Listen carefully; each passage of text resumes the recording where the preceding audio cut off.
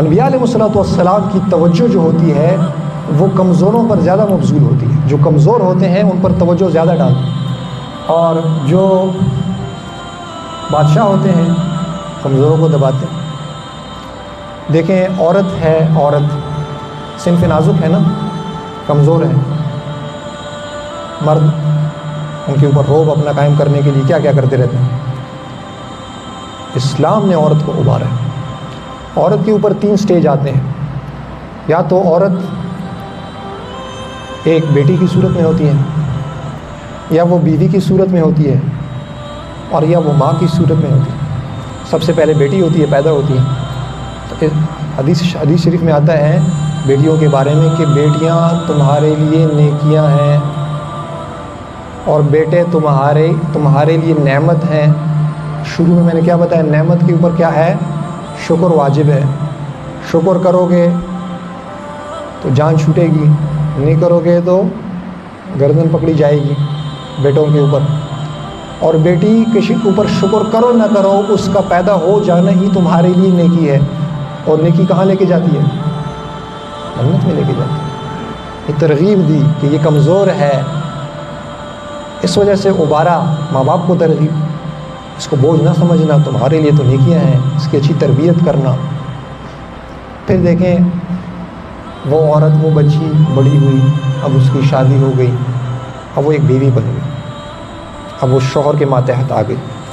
حدیث پاک میں آتا ہے، جناب رسول اللہ صلی اللہ علیہ وسلم فرماتے ہیں، ان اکرم المؤمنین احسنکم اخلاقا الطفکم اہلا.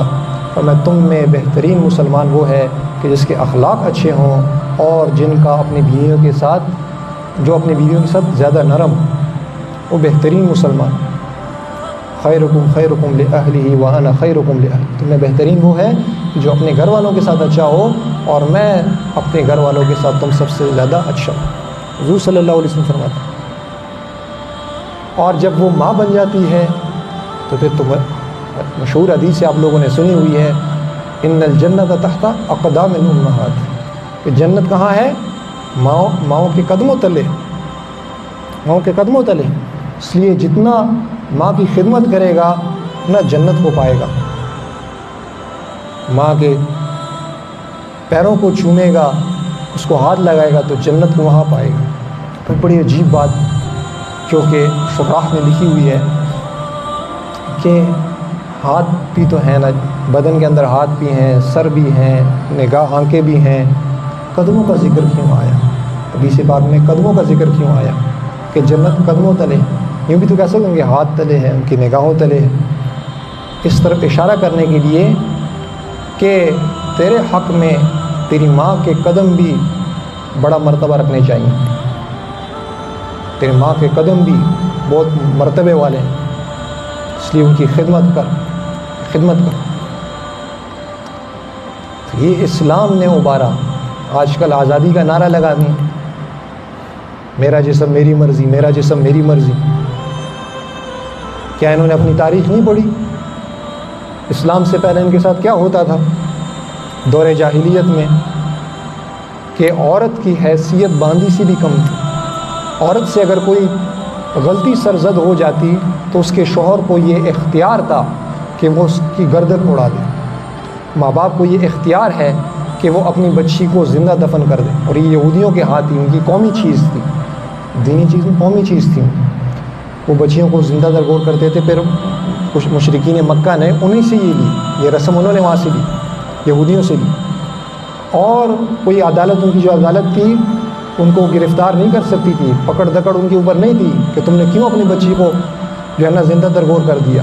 ان کو حق تھا، قانونی حق تھا، قانونی حق. بیوی سے کوئی غلطی سرزد ہو گئی، شوہر کو یہ اختیار ہے کہ وہ اس کے، اور کیا کرتے تھے وہ اختیار تو دور، بلکہ ایسے کرتے تھے وہ کہ ایک رسی لیتے، اس کا ایک سرا اپنی بیوی کے گردن میں ڈالتے، اس کو باندھتے، اور دوسرے سرے سے گھوڑے کے پاؤں کو باندھتے. پھر گھوڑے کے اوپر خود سوار ہوتا اور گھوڑے کو دوڑاتا، اور پیچھے اس کی بیوی گھسٹ رہی ہے، خون و خون، اور اس کے بدن کی بوٹیاں بن رہی، یہاں تک کہ قتل کر دیتے.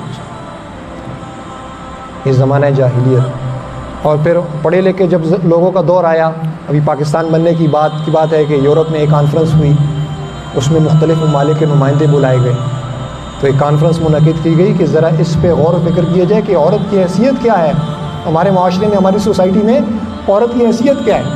دیکھیں تو کتنے جاہل، کتنے بیوقوف ہیں، ابھی تک ان کو یہ پتہ نہیں چلا کہ عورت کی کیا حیثیت ہے۔ تو آپس میں خیالات کا تبادلہ ہوتا رہا، کسی نے کیا کہا، کسی نے کیا کہا۔ ایک ملک کے نمائندوں نے تو یہ کہا یہ تو انسانیت میں داخل ہے ہی نہیں، یہ کوئی اور مخلوق ہے، انسانیت تو نام تو صرف مرد کا ہے، یہ کوئی اور چیز ہے۔ پھر آراء کا اختلاف چلتا رہا، بالاتفاق آخر میں انہوں نے اس پہ اتفاق کر لیا کہ عورت مرد کی تفریح کا ایک آلہ ہے نہیں ہے۔ جو حضرات سوشل میڈیا استعمال کرتے ہیں ان کو پتہ ہے آئے روز کیا کیا کیسز ہوتے ہیں۔ بس خواتین سے جنسی خواہش پوری کر دی، اس کے بعد چھوڑ دیا، کتنے حمل گرائے جاتے ہیں، کتنے بچے یتیم خانوں میں پڑے ہوئے ہیں، ولد الزنا۔ یہ کیا ہے؟ یہ اس لیے کیونکہ عورت کو کیا سمجھا ہے؟ مرد کے لیے آلہ تفریح سمجھا ہے۔